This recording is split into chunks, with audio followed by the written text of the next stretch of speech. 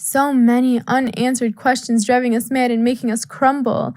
They shook the world for Khan, but only whispered for my uncle. I point no fingers, just want people to care. Stop coming up with excuses and help like he was theirs. His wife is forced to eat and sleep alone. To keep from crying, she closes her eyes and dreams he is home. But only to be reminded by her children crying, needing daddy's love. Tears in their little faces, yearning for daddy's hugs. His kisses before bed, his scent after a shower. His words when we were down. He gave his family power. His jokes that made me laugh and gave me hope. I think of those moments now and fall to my knees and choke. That was part of a poem posted online by a niece who is missing her uncle and talking about the effect that it is having on their entire family. This is a case that has many different theories about what happened in this disappearance or abduction. We're not quite sure what, but some of those theories reach all the way to documentation about this disappearance being protected as a matter of national security. This family is looking for help. We're trying to pull a team together to help them with that, including a friend of mine that's joining us here today. It's time to turn on the searchlight for Haidar Abushaqra.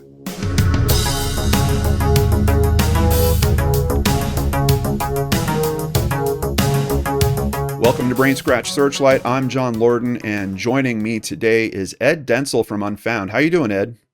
I'm doing fantastic. Good to be here, John. It's been a little while for both of us working together, but this has been fun. Thanks. I know it. And it is a different experience working with Ed. He is very meticulous about his research work, and he's also someone that shakes the trees when it comes to getting interviews and trying to get more information. Of course, I'm more of kind of the researcher type, and that's why I love when we do these collaborations, because it's really like two sharp knives meeting in the center and making a pair of scissors. I think you're going to get a very interesting insight about this case. What do you think, Ed? I do. What's that saying? Steel sharpens steel, something like that? Yeah. Something like that, John, right? And how long have we been working on this at this point? It's been since beginning, end of last year, maybe. Yeah. We brought up, and it got started because of something we were supposed to get together on in May. We were going to meet for the first time, and then Right. I think it just kind of came out of that. Whenever that got started is when we started working on this. Yes. Yeah, absolutely. Well, and hopefully we'll be meeting in person at some time in the future, but if Sure. not, we'll keep collaborating here, because I really enjoy feeling like I've done a good day's work, and I know at the end of this episode I'm going to feel that way. But let's go ahead and run the audience through kind of the basics. We're going to do this regular Searchlight style, but I'm going to ask Ed to kind of patch in the cracks a little bit as we go through everything. And of course, if you're watching this and you do have any information on the screen, you will see a phone number down there. That is for tips. Please call in, and let's try to help the family of Haidar Abushaqra. Starting at Namus here, we can see that his current age would be 55, but he actually went missing at the age of 40, 15 years ago. He does have a nickname. He is known as Harry. He stands between 5'7" to 5'9" tall and weighs somewhere between 180 to 205 pounds. The date of last contact they have noted is December 7th, 2011. And we're going to get into, there's really kind of one story about the events leading up to his disappearance, but it forks from there into kind of what I consider at least three, maybe 3.5 theories, kind of another theory that splits off. We're going to touch on all that stuff. But here at Namus, last contact with Haidar Abushaqra was reported to be on December 7th at 8:24 p.m. He was attending a business meeting at 369 Main Street in Manchester, Connecticut. His family has reported no contact with him since that time. His vehicle was found unoccupied in the lot of that location the morning of December 8th, 2011. And if I remember right, Ed, there was some story about his keys. Like his car was there. It was close to the front door of the business. If I remember right, the car door was open. Yep. Yes, that's right. And what happened with his keys around that? The keys, I did my best in my interview with Dana, but the keys are a little bit of a question. Were they actually hanging inside his business there? Or there is the story that the two guys that he was meeting to get some money from them, allegedly, theorizing rumor, is that they had the keys for the car. But I think the more accurate story is that the keys were actually hanging wherever he usually left the keys in the building. Okay. Yeah. And I believe that the keys wouldn't really be located for a few days after his car was. So that's right. It was not a big concern at the time. Yeah, a little strange. And of course, you're talking about a business meeting. We're talking about him meeting people there, and that's kind of the place he goes missing from. So those two individuals we will be definitely spending more time talking about here on the episode. But let's get back to the basics. Eye color brown. For hair color, they're noting that it's black. He had a dark brown wallet on him. He did have a cell phone on him, and basically he uses it a couple times right before that meeting, or kind of as he's showing up, and then it just disappears, and there's no trace of it since, right?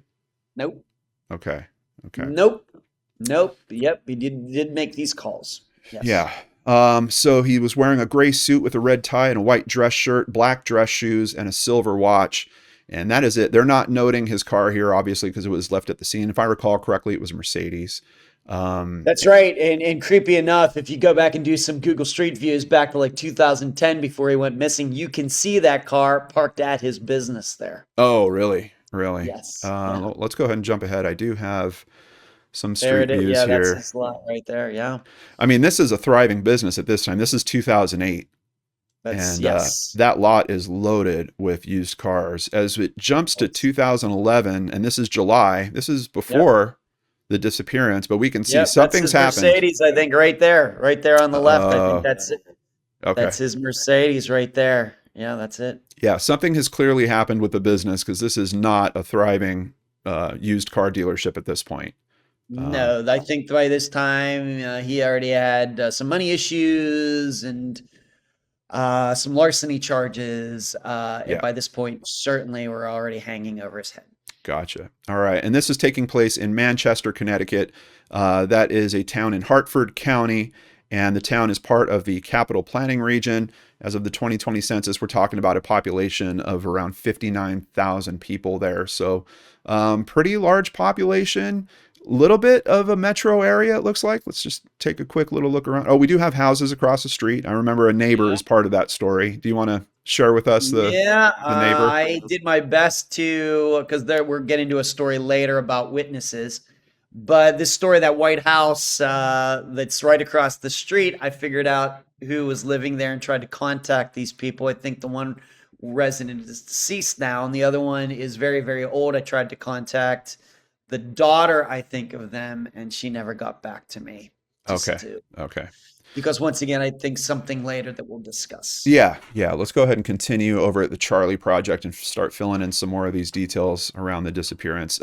Megan did a great job as always, and even for a Megan write-up, we can tell that she's having to deal with the same thing that we have been in looking into this case. She's not sure which way to go with the thoughts on it either. But Abushaqra was last seen at the car dealership he owned in the 300 block of Main Street in Manchester, Connecticut on December 7th, 2011. He called his wife at 8:24 p.m. and he said he'd been at a work meeting and he'd be home by 9 p.m. so he could take her to the movies. He never arrived home and has never been heard from again. The next day, his Mercedes was found in the car dealership parking lot. On the day of his disappearance, he got into a dispute with some mechanics who were renting a garage from him. They had not paid the rent, and that night they met with Abushaqra to discuss this. Before he called his wife, he called his brother and asked him to come to the dealership because, quote, they're scaring me. The mechanics deny knowing anything about Abushaqra's disappearance, but they've refused to take polygraph tests. Now, that's one theory. And it's honestly, to me, it's the theory that I'm looking at the strongest just because of the conditions around his disappearance. We now know that there's a dispute, so we know there might be some heated element around that. But even for the dispute, I'm kind of hearing two different stories on that, and we'll touch on that as we drill into that story more. But here, Megan now splits into the second possibility. Authorities believe it's possible that he left the country to escape prosecution. He and his father had fraud charges pending against them, and his father had already fled to Jordan. The circumstances of his disappearance are unclear. Ed, I see you shaking your head. Tell me a bit about what's going on with these fraud charges. It's very clear from the articles and from the interview that I did with Dana that it was only Haidar or Hadar. I might have mispronounced that the whole time during my interview, but let's call him Harry from now on, just to make sure. All right, let's do that. Sure, Harry. The only charges were against Harry. Okay. In my understanding, in talking to the family, is that the father was not any under criminal charges. Did he go back? He could have gone back to Jordan. He might have gone back to Jordan, but you have to remember they had dual citizenship. That Harry was and his family were dual citizens of both Jordan and the United States. Okay. So there's certainly nothing criminal about somebody going back to the country where they are a citizen. Yeah. But just to be clear, Harry ran this business with a silent partner who is not alleged to have had anything to do with this disappearance, a fine, upstanding individual, and all of these charges, criminal charges, were against Harry himself, no one else. Okay, and in terms of these charges, I'm seeing some that are related to like not paying his taxes, like something to the tune of not even $30,000, but somewhere in there. But then there's also the larceny charges. Can you explain a bit about how those charges are coming to be? I can, being that my family was in the car business for over 60 years. And this is maybe a lot of people, if you've seen the movie Fargo, kind of like that, in that the main character, who of course is the bad guy in the movie, you finance vehicles, but then when you sell them, you don't pay off the bank, and you try to lead the bank to believe that the cars are still there. Oh, okay. And that's what larceny is. So people mainly don't understand is when you see all these cars on the lot, it's not like the dealer paid cash for them unless they're really, really, really rich. Right. Otherwise, it's a loan like any other. Okay. And when you sell a car, of course, you get taken that money. Then you have a loan for that particular car at the bank, and you're supposed to pay them because that's actually their car. Right. Instead, you keep the money and you do whatever with it. Maybe pay your taxes off if you're behind, or pay your employees, or go on a vacation or whatever else. That's larceny. Well, and so I know that I heard in the episode you did that you were referring to it as a white collar crime. And I would add to that this is a guy that he had numerous businesses before, worked very, very hard his whole life to kind of build up to a certain status, a certain level. And if things start not going well with that business, all of a sudden he's got a stack of bills on one side. He's able to offload some cars on the other, and he might be trying to do some kind of floating things until it gets better, and then he's going to pay the banks back. But things never get better, and all of a sudden now he's conducted theft, essentially. That's right. So it's a bit different when you kind of break it down in terms, and thank you for sharing that about the business.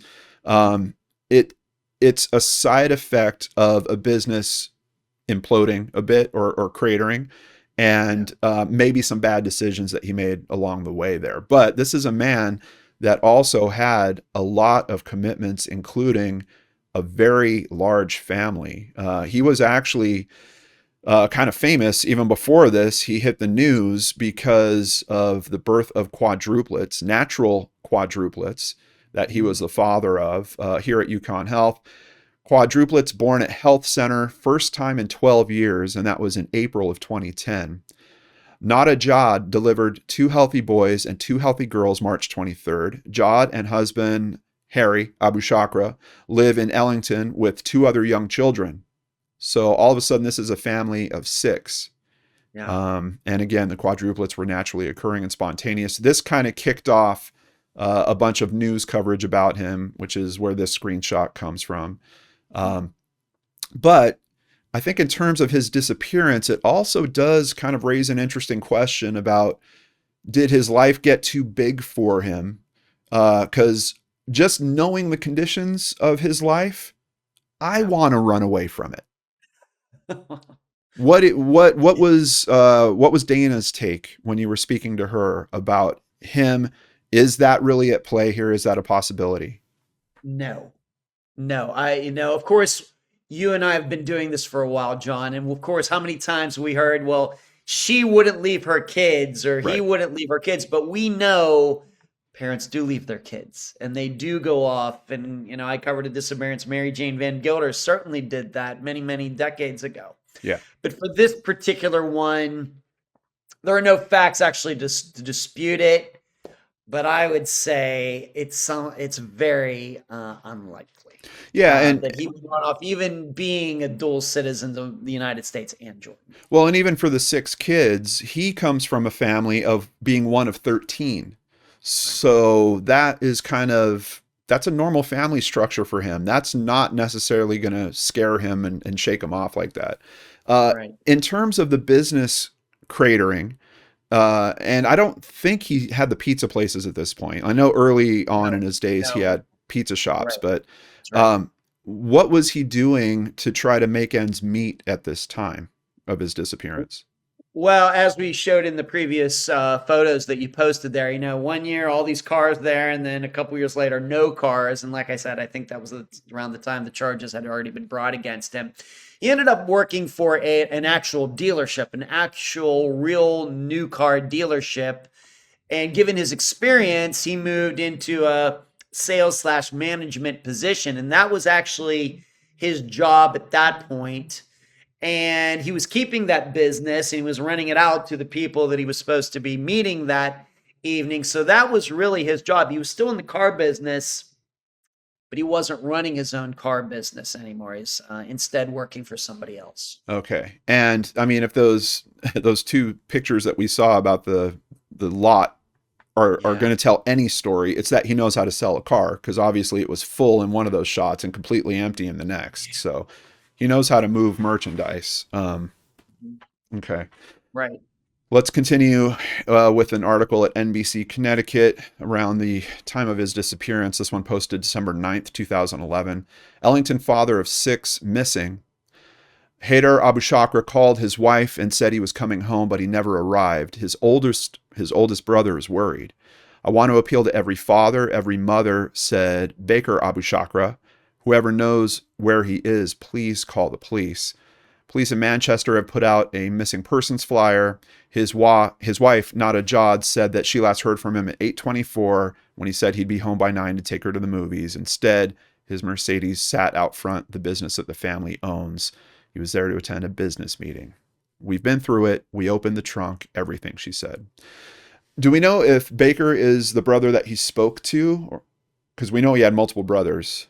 He did have multiple brothers. I did not have that in my notes. Okay. I'm not sure what brother that it was. All I know is that this is a brother that he trusted, a brother. Now we have to remember, not all of his family lived in that area, so he would be calling, one particular sibling that lived in the area. Right.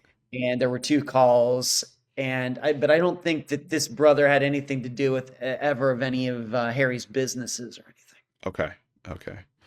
Manchester Police Captain Christopher Davis said it's too early to tell what may have happened to Abushaqra. At this point, we don't know the circumstances leading up to his disappearance, so we're just trying to gather more information, he told Eyewitness News 3. The TV station reported that Abushaqra is known to Manchester police and has criminal cases pending against him, which obviously he does. But in kind of a weird twist, if we go to patch.com, they have a listing here of Manchester's most wanted. This is as of 2012. And number 1 is him. And when you see the entry for it, failure to appear in the first degree, 6 counts of it with a total bond of $6 million. And that's for the larceny and the first degree charges. What was the reality of these charges? Was he going to be sitting in jail for 20 years because of this form of larceny? And I mean, the bonds kind of get blown up at this point when he doesn't show up. I think the original bonds were only $150,000 per charge, and there was only 3 charges that I keep running into. So tell us about these larceny charges. If he is their number one bad guy in Manchester, man, it must be a slow news day. Yeah. Some of this is things maybe I saw in passing, but that certainly is interesting. Well, I just guess the law doesn't like it when you don't show up for court. Yeah. It's you can make it really bad really quickly. Regarding the charges against him, my understanding is everybody thought he was going to go to jail. I don't think even his family, I don't think the family knew what was going on. I think that they were in the dark. I think Harry did a really good job of saying, hey, everything's all right. Don't worry about it. Yeah. But I think now that they know the charges, once it all got out, I think they were like, yeah, he's going to be going to jail for a little while. But do people in Connecticut really go to jail for 20 years? Or like you as an example, for this, I'm thinking not. Right. But when you don't show up for court for whatever reason, that's a big deal. It's no different like we see on YouTube videos, people driving without a license plate and they turn it into a car chase. Yeah. You're going to get a ticket for that and this, but they'll probably let you go. Maybe your car will get impounded. Instead, you flee from the police, you get caught, and now you're going to be doing serious time. It's kind of an example of that. Yeah, and there's this weird side effect, and I hope that people that watch this video will keep this in mind. These were charges, but there's no conviction that has happened here yet. And it's very likely that if he was able to show up to court, which we don't know that he ran off on his own, if he was able to show up, things would have been pled down, some charges could have been dropped, there might have been some type of agreement made. This could have become relatively light in terms of whatever consequences this man was going to face. And this is a man that has run and operated numerous businesses. A guy that when he first came out to America was working 2 jobs and would only sleep 5 hours a night. I don't feel like this is the type of guy that's going to run away from this, especially at the expense of his 6 kids and his wife. It's just the makeup of that psychologically. I'm not sure that it makes a lot of sense necessarily. I do understand why people question it, because obviously, he's got a bunch of charges. Look, he's $6 million, yeah, that's an insane amount of money. But that's not based on the original charges. That's basically after him not showing up in court. And again, we don't know if that's really his choice or not. That's right. It's one of those things could be making an example of him. Oh, anybody else out there thinking about not showing up for court? Yeah, you don't want to be doing that, or we're really going to bring the hammer down on you. Yeah, definitely. That's how I would look at that. We're going to do this even to some guy who didn't commit any, no violence, didn't break in anything, didn't hurt anybody. Even for somebody like that, this is what we're going to do. So if you do have violent charges and you're thinking about not showing up for court, it's going to even be worse than this. So don't do it. Yeah, absolutely. So I think at this point, it's a good time to kind of roll into the bail bonds company and a lawsuit that happens because effectively this bail bonds company is now stuck because he disappeared and they have to pay. But they decide to try to take it to court. What happens in that? My understanding, I did the best I could. Sure. As you know, and of course you know the recording. I did my best, the best I could to try to figure out what happened here. His family's understanding, and thus my understanding, is that the bail bond company never got their money back.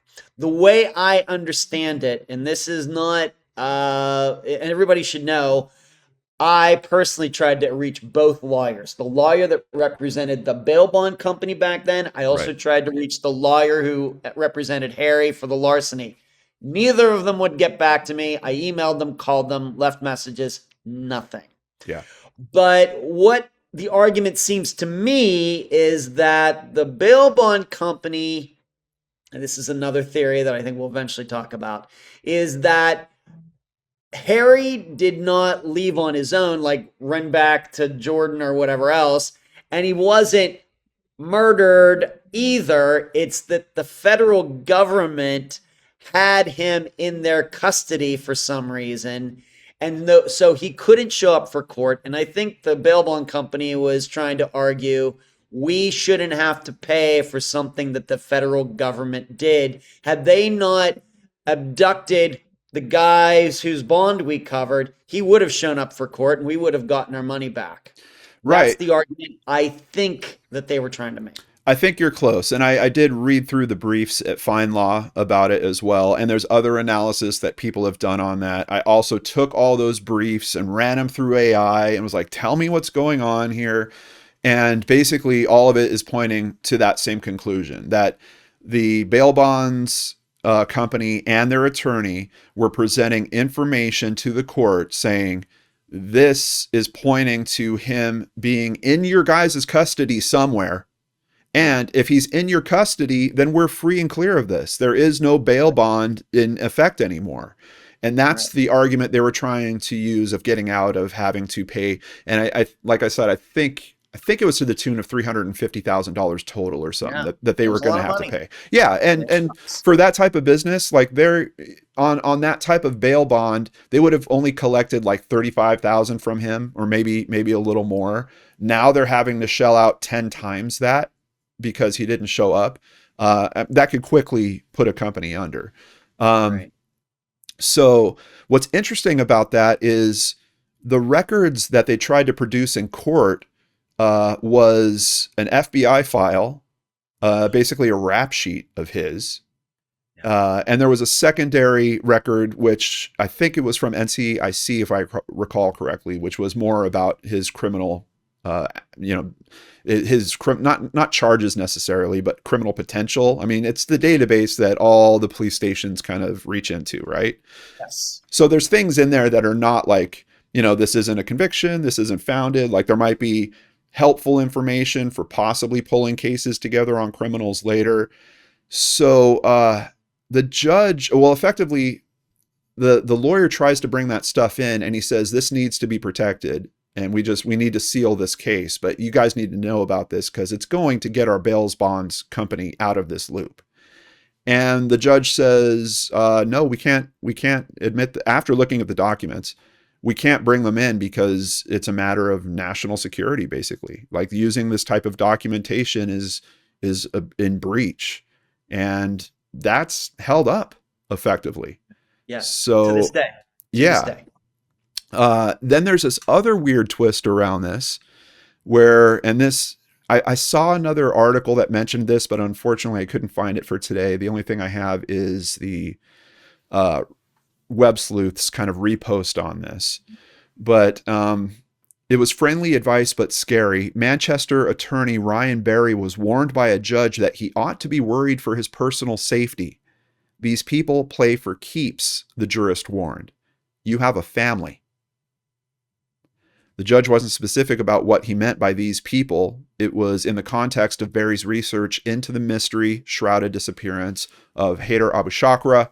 As such, the judge might have been referring to international money launderers, drug smugglers, Palestinian liberationists, or ruthless criminals. For the past 2 years, Barry's been attempting to get a judge to hear his evidence about the intrigue-filled Abushaqra case without having to present it openly in court. And in an interview, Barry said that he believes Abushaqra is still alive. As a matter of fact, it's one of the last things that he told his niece, Dana, right? That's right. My understanding, Dana and Ryan Barry, the lawyer, had a very good relationship for at least a couple years after Harry went missing. And then after this, everything stopped. Everything. And so around 2014, so the last 12 years, she's had no contact. That's why I took it upon myself to try to reach out to him, emailed him, called, left a message for some assistant there. Never got back to me at all. He's still alive. Whatever the judge was warning him about, well, you have a family. Ryan Barry and his family are still alive. I can tell you that. I mean, he's still a lawyer, I guess, in good standing in the state of Connecticut. Yeah. But yeah, that they just have no explanation, nothing. And you'd think that they and Harry's family would all be on the same side. but that's not the way it's been for the last 12 years. It is interesting because some members of the family seem to believe this aspect that he might have been picked up and he's being detained somewhere. Right. And that's kind of what the lawyer was looking to prove. As a matter of fact, a change.org petition was started, and I think it shows us a little more of that belief structure. Let's see here. Haidar Abushaqra is the founder and president of the National Palestinian American Congress and has been named one of America's top Palestinian activists. Before he went missing, he was placed on the federal watch list, which leaves his family to believe he has been illegally detained by the government. Under the National Defense Authorization Act passed on New Year's of 2012, the government does not tell the families of detainees that they have been detained. He is either detained or he is dead. He's the father of 6 children that cry every single day to have their father back.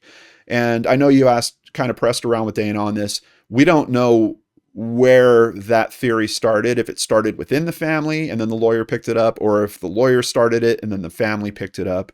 But I know that there's another story you heard that might tie into something like that. Can you share us? I know you spoke to another family member. I don't think we want to name them, but what was their take on this? I spoke to some other family member, and besides Dana, and this person came up with what I'm just calling the 2 black SUVs theory, in that allegedly there was a witness or witnesses who, I guess after Harry got together with these 2 guys who owed him money, he's still there, and 2 dark black SUVs pulled in and took Harry away. The problem is that I don't know who these witnesses are. I don't know how they just happen to be looking over at that little, car lot at the right time. This is why I stated earlier, there's this house across the street. It's really the only house that would have a perfect view. And I tried to track these people down. They wouldn't get back to me.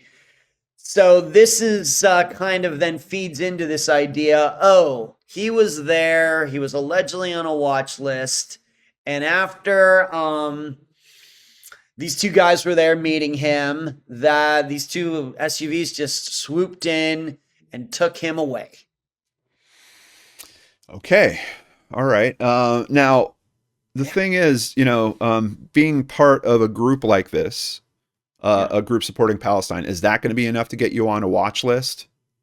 I wouldn't think so. I wouldn't think so. I know, of course, I like you, I think we both try to avoid the politics of all this. Can be very divisive. You and I are both here to bring people together about all these disappearances, despite, what is going on in the world.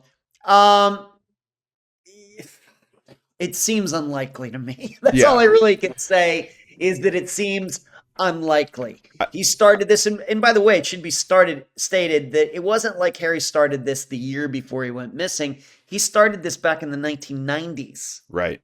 So this had been going on for 15 years, right through, terrorist activities all over the world, all through 9/11, all through the I guess what we would call the second Iraq War, all of that, embassy bombings and everything else. And here he is, a fine, upstanding U.S. citizen. Yeah. And then all of a sudden in 2011, the government comes and allegedly takes him away. Was there really anything going on at that time that would have caused that? Not to my knowledge. Yeah. Now, the only possible wrinkle in this, and we don't have anything that directly connects it, but there is a group that some would say is a terrorist organization, and it seems like they were being funded in some way by individuals in Connecticut that were selling cars, and essentially it was a money laundering scheme that was happening to fund that group. Harry's dealership is not mentioned as being connected to any of that. However, he did business in this area, and the other people mentioned in this, he knows. He does know them.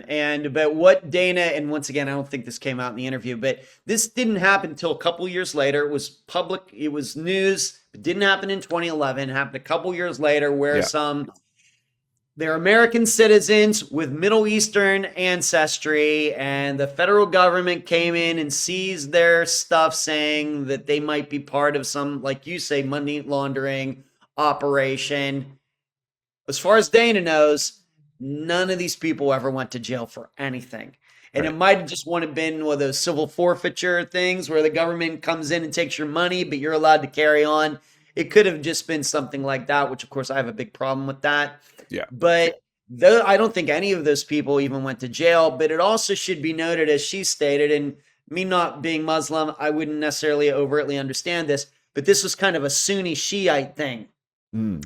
That Harry's family was of a particular denomination of Islam. Okay. All of these other dealers were of a different Okay. denomination.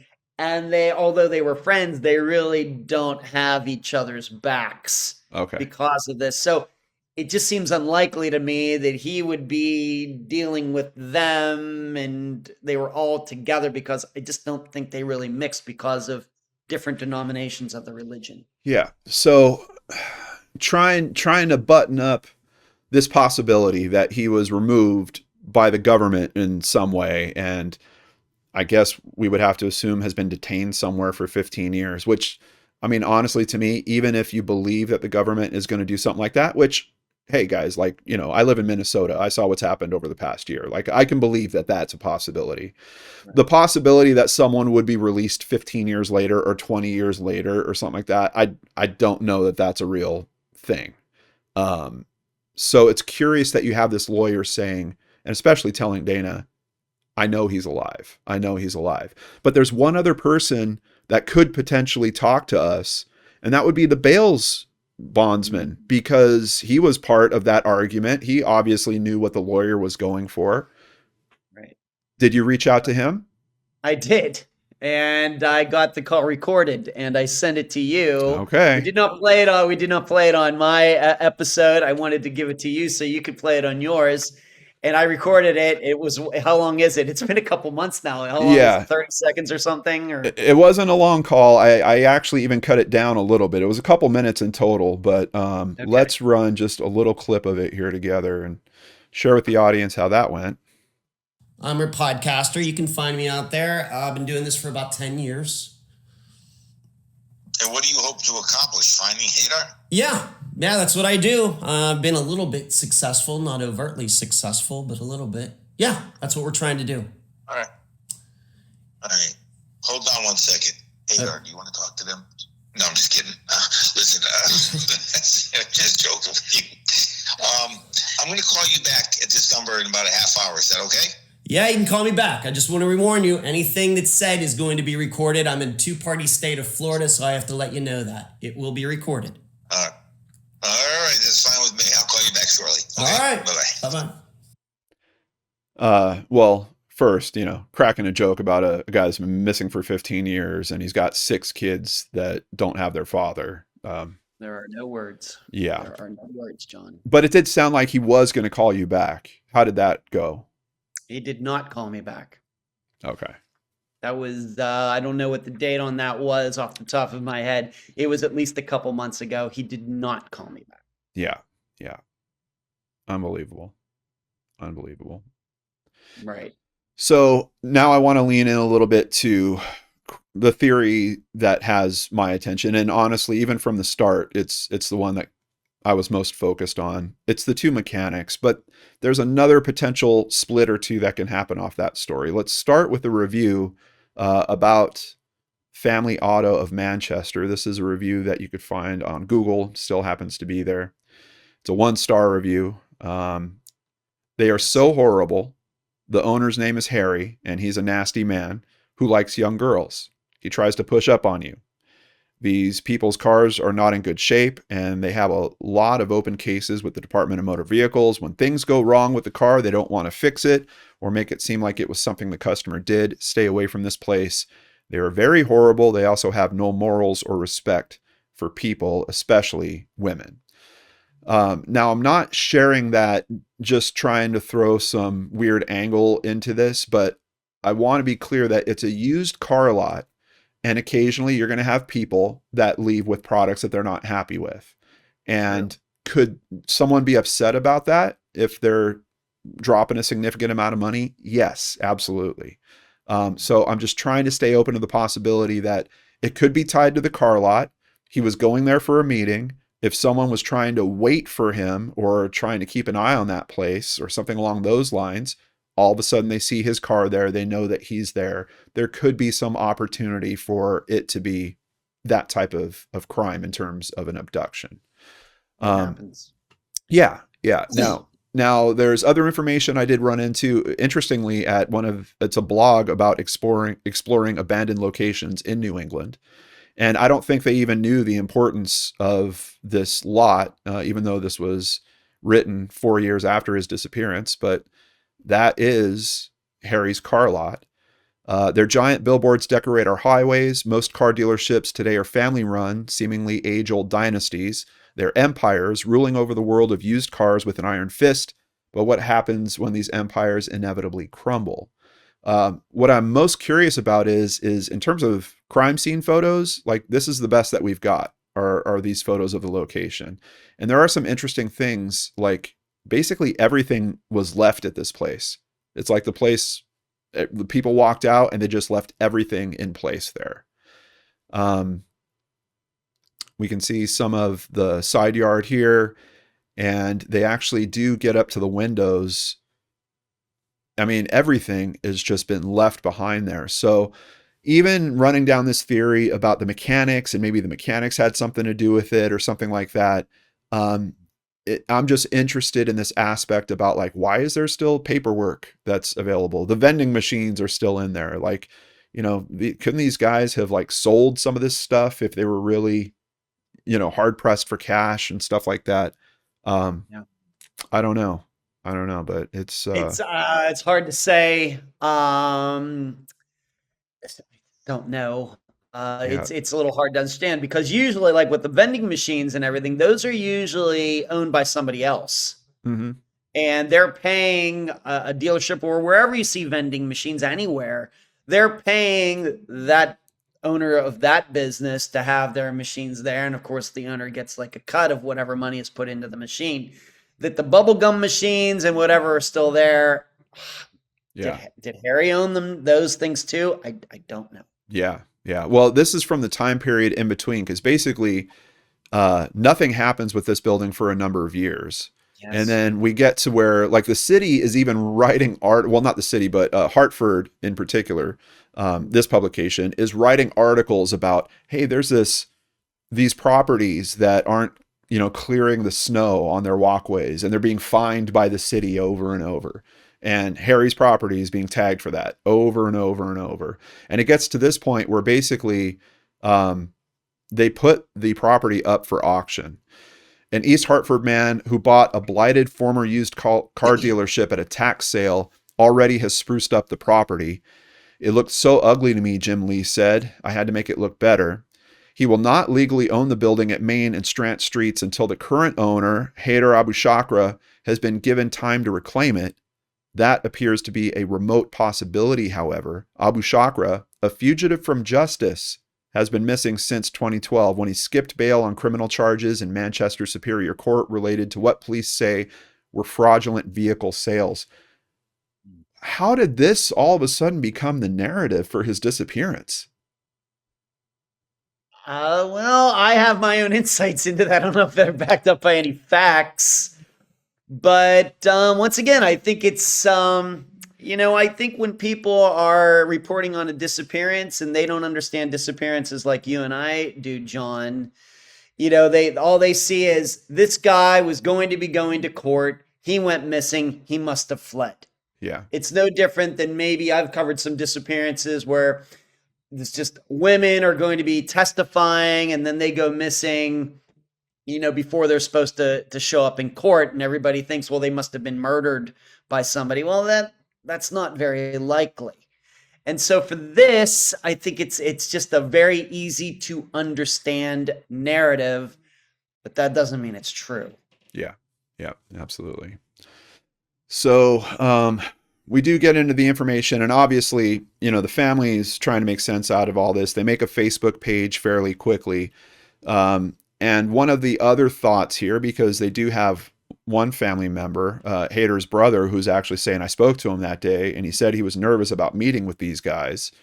So their theory there is that those guys, the two mechanics, have something to do with this as well.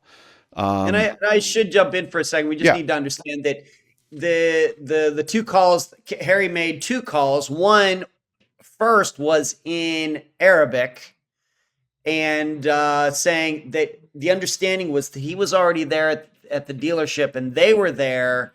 And he said something, and the way Dana puts it to me, it's maybe a hard translation from Arabic to English. It's something along, my heart is troubled. Yeah. My heart is worried or something. But he said it in Arabic. Right. You can guess why he might have done that. But then just a few minutes later, he calls the same brother back, speaking in English and saying, don't worry about it, everything's fine. Right, right.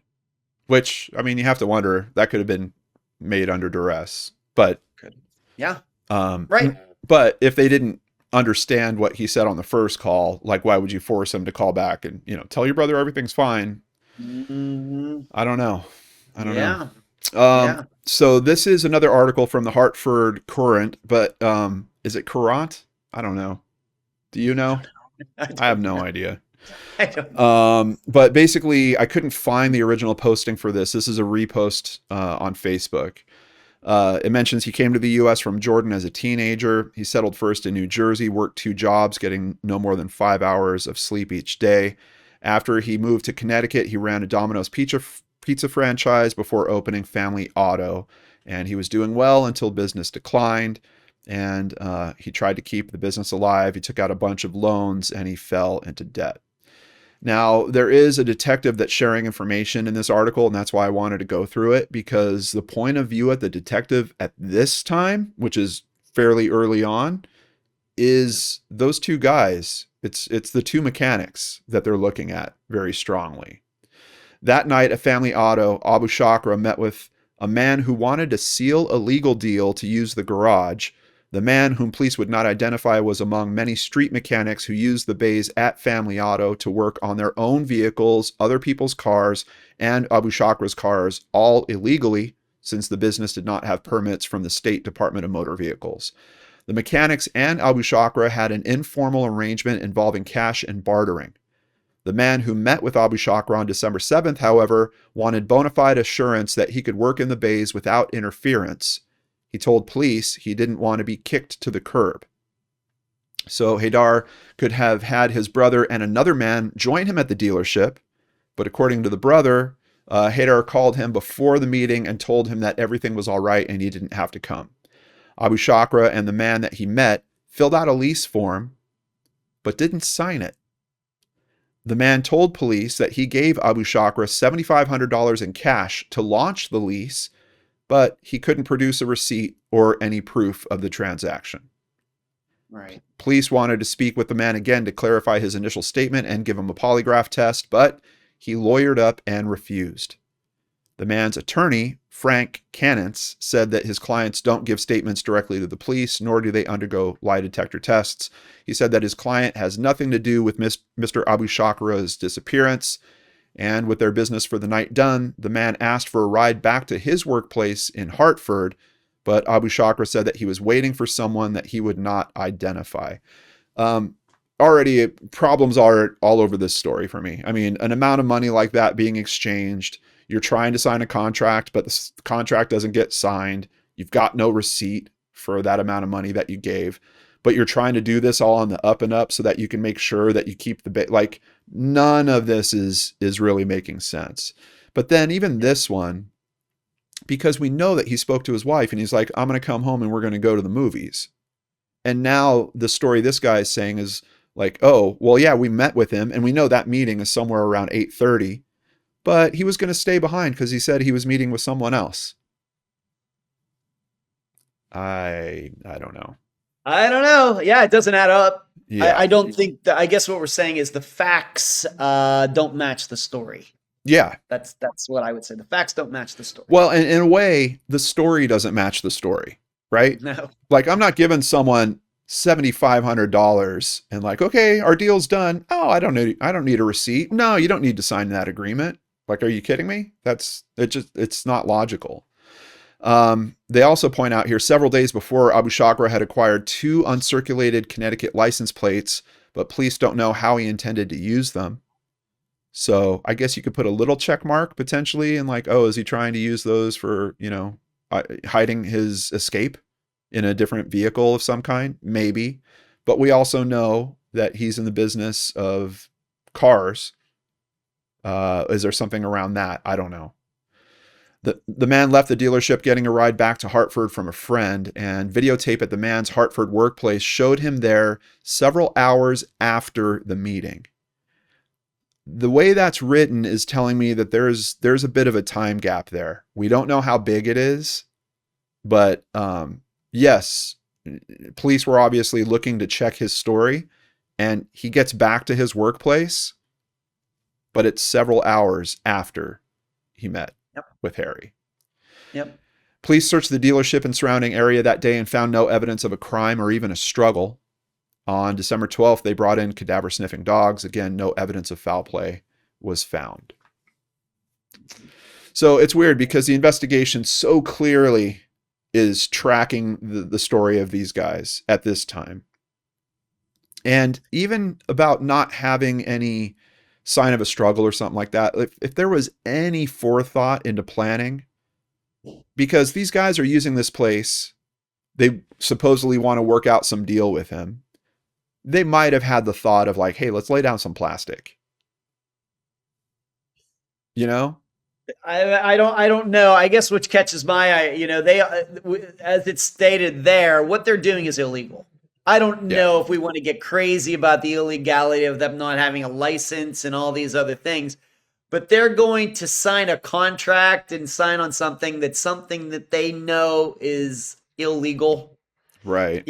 Oh, we're doing something illegal, but you know what? We might better do the legal part and sign a contract. It seems unlikely. Right. This much more seems like something, you know what? No, this is just words between friends. I'll just keep giving you some cash. Yeah. No paperwork. Yeah. Well, that's what catches my attention. And interesting, and I don't know if this is connected at all. The person that made this post thinks there is a connection to this. I don't know if this is the same person, but they're saying in March of 2016, the new property owner, Jim Lee, who we have heard, that is the guy, he gave a key to a, quote, a man contending he had a lease until September 2018. I don't know. It doesn't say. I think it's unlikely that even if there was some contract back in 2011, that would have been for 7 years. Yeah, that seems unlikely.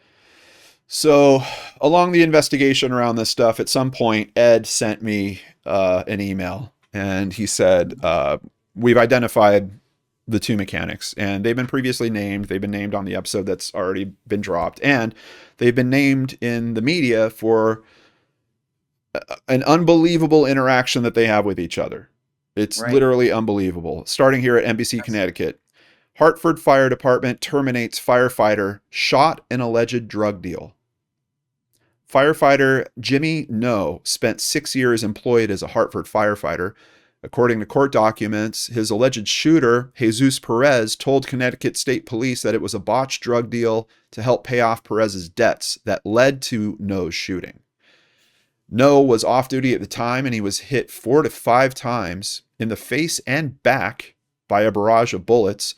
Investigators said Perez told them that he planned to sell $35,000 worth of drugs with No. Instead, police said Perez shot and beat No and took off with the drugs. No fought back. Perez told troopers that No was actually shot by the alleged buyer. So he's basically saying it wasn't me. It was the guys that we were selling to. We got some more details here. No told police that he had known Perez for around 10 years and considered him a close friend, but Perez had considerable financial problems. No had helped Perez often with money, but told Perez around the beginning of February that he could no longer help. And this is 2017. 2017. So about almost 6 years after Harry's disappearance. Yep. No went on to say that Perez came to him with the idea of a drug deal that took several months to set up. Once again, showing these guys do plan. According to No, he showed Perez the drugs the night of April 20th and decided to leave once the buyer was late. No says after that, Perez shot him in the back. Once No turned around, Perez shot him at close range, hitting the side of his face. Police say while inside the Cars of Connecticut where Perez worked, Perez shot No 4 times and also repeatedly assaulted him with various objects, which resulted in the serious injuries. Perez also stole No's cell phone, car keys, his Toyota Camry, his wallet, and an unknown quantity of cash and narcotics. Perez later admitted to attempting to mislead investigators by tampering with evidence by means of discarding and cleansing bloody objects while at a car wash in Hartford, and also by withholding evidence described by Perez himself as a knife and bloody clothing from the incident. Mm-hmm. Yep, those are the 2 guys. As I found out, once again, when I started this, when I first found out, and of course I brought you in, John, I had no idea what the names of these 2 guys were. And it wasn't until, I wouldn't say late in the process, but midway through the process that Dana, of course, Harry's niece, who was interviewed, she found out from actually Harry's family, from was it his daughter, not one of the twins, but he has older children too. Right. Those are the names of the 2 guys that he was meeting that evening when he disappeared. Yeah. So this story that happens 5 years later, we've got drugs, we've got violence, more money nonsense. Like, it has all the indicators of what we know about the night that Harry disappeared. Some kind of weird money story, some kind of deal that maybe went wrong. And here we have clear identified violence. That's really the only thing that we don't have 100% confirmation of with Harry's disappearance. That's right. We don't. But then the thing that's even weirder, they try to prosecute this case. And the firefighter, No, refuses to testify. And because of that, the state drops the charges. Yep. This guy Perez tried to kill his buddy of 10 years. And his buddy let it go. Unbelievable. I once again, John, I only do disappearances. Of course, you do a more wide variety of unsolved murders and things like that. I have to ask you, have you ever run across anything like that before, where somebody gets shot like that and then says, nope, I don't want to press any charges? No, not at all. Like I mean, the only potential for that is if Perez said, hey, I'm going to tip them off to the fact that we both killed Harry and you're going to wind up in jail with me. Could have happened. I mean, or something along those lines, some kind of leverage point, hey, if you let me go down, all right, you're coming with me, something along those lines.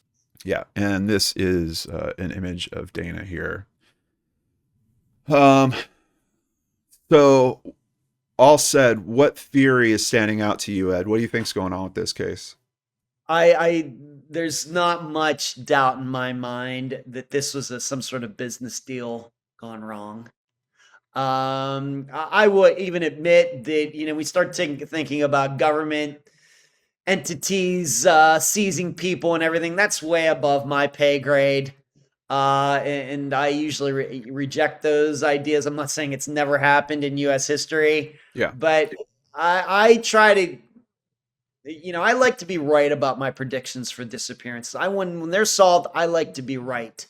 And if I were going to Vegas and had to put money on a choice, it would be he showed up. They don't want to pay. They knew what they were going to do even before they got there. Or it was something like, well, maybe we can work something out and we're doing illegal things and we're going to try to get Harry involved in these illegal things, being that, he's hurting for money and he didn't want to go along with it. So they had to get rid of him. Unfortunately, these types of crimes are happening all the time. The issue, though, is they usually don't end up in disappearances. What usually happens is that somebody's there dead, on the ground in a parking lot somewhere. What the uniqueness to this is that Harry went missing and is still missing 15 years later. Yeah. Yeah. Well, I think there's a telling statement in the Facebook post, the reprint from the publication, and that's that the unnamed person said they didn't want to be kicked to the curb. like even in their made up story about, you know, Harry's coming over, we're going to sign this deal, I gave him a bunch of money, he has to tell the person, or he has to tell the police when they're interviewing him, hey, I didn't want to be kicked to the curb. It sounds to me like a tell almost about where he was emotionally around all this. Yep. And if Yes. that's the case, I don't, and especially when you combine that police did not find any signs of anything going down at the car dealership, that is making me think there's some form of planning that happened here, or some type of cleanup that was immediately sprung that was good enough that police weren't able to detect it. Because how do you know, I've heard it before. Murder is basically problem solving for someone. Yeah.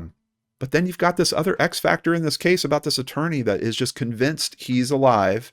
There's documentation that he could present to a court to prove it, but they can't present it to the court because I don't know. Here's what I would say regarding that is, of course, lawyers are officers of the court, but also they believe in zealously representing their clients. Yeah. And if that means, you know, bringing in ideas that are, you know, hyperbole and sensationalism and things like that, they can do that. Yeah. And I could see a situation, I'm not saying he did it, but I could see a situation where he's just zealously representing his client, the bail bonds company, and comes up with this idea. Well, and this is why I continue to say, and John, you and I have talked about it off camera, but I think that this disappearance has been greatly influenced by Haidar's name, his ethnicity, his religion, how certain people in the United States view people of certain religions and ethnicities with certain names. Yeah. And it makes it easy to start a story. Yeah. That is convenient. Whereas if his name would have been John O'Reilly and he was 2/3 British and 1/3 Irish and everything, you wouldn't be able to say, yeah, the government came and whisked him away. Right.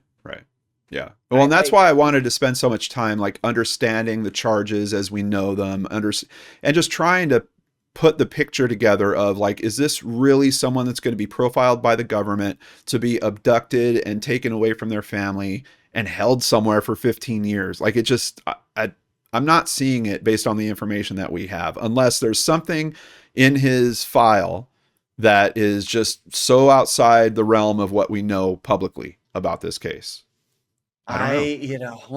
Certainly, I realize once again, certain people here in our country, their view toward Israel and Palestine, especially everything that's going on over the last couple of years and everything. But as much work as you've done, as much work as I've done, and I think other people have done some work over the years on this, there's nothing showing that Harry had anything to do with any terrorist organization or anything else. Yeah. In addition, if this were a thing where the government was just, the FBI, the CIA, NSA, whoever was just coming in and taking Middle Eastern people away, even though they're American citizens, we would have a lot more Haidar Abushaqras missing. Definitely. We don't. Yeah. Take it, for all you watching this, for John and I, know this was anybody. Yeah. We don't. Yeah. That's a good point. What stood out for you in your interview with Dana? What's the biggest either aha or kind of takeaway that you got from it? I think what I take away from this is that something, you know, as you know, John, I'm all about education. I love going to schools and talking to criminal justice majors about disappearances. I conduct the think tank on Sunday evenings on Patreon and everything else. This is a good example of how what we might call, you and I might call, being that we look at this stuff every day, a pretty straightforward, probable business transaction gone wrong, how it turns into this fiasco because maybe the police, no offense to the family, but the family, other people, they don't really understand what really goes on with disappearances like this. And that's why it's so easy to get caught up in, oh my gosh, it could have been the government. Oh my gosh, it could have been this. Oh my gosh, it could have been that. Oh yeah. The odds say that is unlikely. I think that that's really become a big point for me over the last couple of years of trying to see these disappearances as they are. It's a good example of what happens when too many people involved just don't know what they're looking at. Yeah, and for families, like, you have to realize that these are people that are dealing with a never-ending well of fear. Until they have an answer or their loved one is brought back, that fear just never subsides. So is that going to take their perspective and, give more consideration to theories that maybe you wouldn't necessarily buy into? 100%.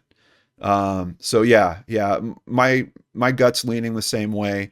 Everything is pointing to an interaction that happened where he was last seen with the people that he was last seen with. I mean, how many cases, especially like with domestic violence cases, it's like, oh, the boyfriend and the girlfriend went out into the woods, the boyfriend came back. Like, this is kind of the same situation in terms of the makeup of the social connectivity around this. And we've got guys that were, these were mechanics not on the up and up, all of a sudden trying to talk about how they're going legit with, their rental agreement. There's just so many things. Like, I know the old where there's smoke, there's fire. There's a lot of smoke in that interaction. Right. And it's just a question of what happened after that fact. And I don't know. I hope that law enforcement would have looked at, cell phone records for those mechanics, see if they could try to trace them at all, see where they went. Sounds like there's a little bit of a time gap there. How did they try to flesh that out in terms of understanding where he went in that time gap? The biggest thing I was surprised by in your interview with Dana, and there's so much more. We'll have a link to it down below if you guys want to listen to it. But the thing I was surprised by was hearing that the dealership is now burned down. Yes, just within the last few years. I don't, off the top of my head, I don't know the circumstances, but yeah, it's gone. Amazing. Ed, do you feel like there's anything we missed in the coverage today that's important to get out there in terms of being helpful to this case? I would say one more thing. Yeah. I think also that Jimmy No as a firefighter plays a role in this as well, as far as how the police handled this. Of course, at the time in 2011, surely nobody in the fire department or anything knew the real Jimmy No. Right. I'm also open to the idea, there are no facts to support this, but I'm also open to the idea being that if we're to suspect that he and his partner did something to Haidar, how easy would it be for him? He's going to be seeing the police department all the time. Yeah, I was there.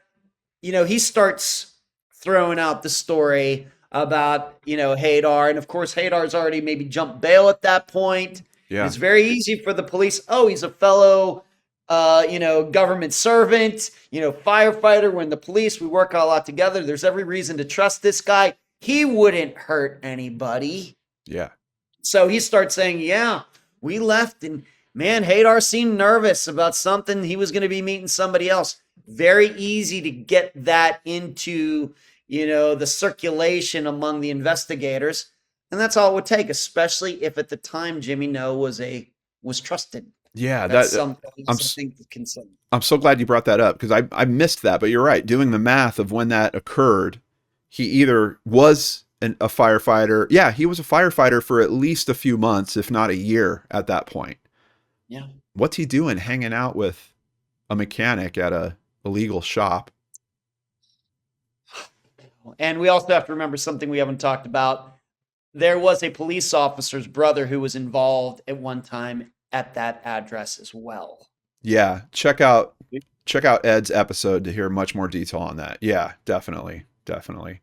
Yes. Ed, thank you for all the footwork you did on this. I know we both worked on it together, but I feel like you carried the lion's share, and I really appreciate all the work and insight that you gave me along the way. And we wouldn't be here doing this without you doing that. So thank you. You're welcome. I want to say this is still very solvable disappearance, at least in my world, being that all I do is disappearances and I kind of put them on the graph of how solvable. In my world, this is still a very solvable disappearance. And Manchester police should absolutely take another look at this and look at this in the vein of, this is a business transaction gone wrong. Ignore what the lawyers have said and everything. Just think of it that way, and I think they'll make some progress. Yeah. And Dana, if you're watching this, I just want to second the sentiment that Ed gave you at the end of the episode, talking about what a good job you're doing with raising awareness on this. Fantastic. And, I know for Harry's kids, it might be too much, and they're, at least the quadruplets are a little too young, but who knows what happens in the next 3, 4, 5 years as some more maybe start raising their voices for Harry. Hopefully they won't have to. I hope that something comes along before that, but I think we will be hearing more about this. So a big thank you again, Ed. I really appreciate you. Thank you. It's been good working on this with you. We'll do it again sometime? Absolutely. All right. Another thank you to Ed Dentzel from the Unfound podcast. If you'd like to hear his episode on this case, which has a bunch of other information we just couldn't get to here, please check it out. I'll have a link in the description box down below. And what do you think about this case? Let's talk about it in the comments. As always, I ask that we remain respectful. I know there's many aspects to this case that could be hot button topics for people. Let's stay focused on this disappearance and what could be helpful to this family. I think that's the best course of action from here. Of course, one thing that's helpful is if you help spread the word. So if you have any family, friends, acquaintances in Connecticut, please share this information out there. If you don't, you can still be helpful. Click the upvote, even click the downvote, leave a comment. All of that engagement tells YouTube to show this video to more people, and we're trying to keep this case in the public mindset. So please help us with that. You might have noticed we don't run commercials in the middle of these presentations. We can only do that because of our amazing supporters. Want to become one? Visit LordanARTS.com, where you can sign up for Patreon, PayPal, buy merchandise, or even buy us a coffee like Diana recently did. I also want to thank PayPal supporters Jennifer Wilson, Brandy Fry, and Fabienne for their recent contributions. Thank you for joining us here today. Please come back next week for another new episode right here on the LordanARTS channel.